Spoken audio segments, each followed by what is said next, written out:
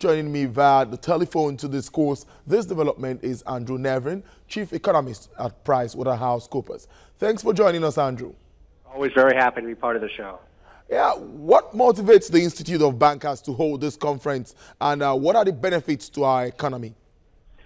Well, I think that right now, the bank is undergoing such a profound shift. I mean, I think we're lucky to have people from around the world come to Lagos to discuss it. I mean, the thing is, we've all heard this term fintech, and that talks about the way that different technologies are impacting the banking sector. And every day, we as consumers of banking use it in terms of our mobile money, instant payments, mobile banking, internet banking. So it's fantastic that we're here to be part of it. But it also represents for the banks both an opportunity but also a threat. For the banks that don't keep up, they're not going to be in banking in 5 years. So in your view now, tell us, what is the future of the banking sector globally? Well, I think that the main thing is that banks are going to have to do really two things. One is they're going to have to become much lower cost by using this technology. So, for example, even today, banking in Nigeria is about 3 to 3.5 times as expensive as in the UK. But it shouldn't be like that, because when you have these technologies, you don't need the physical branches, you don't need the tellers.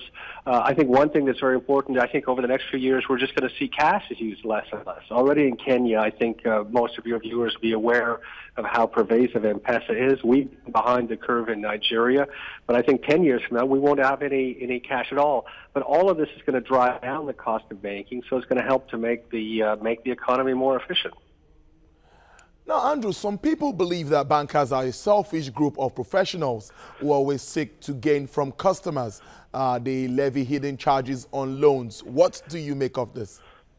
Well, I think the great financial crisis of 2008 really, showed banking was not doing what it was supposed to for society, and I think it's a fair criticism.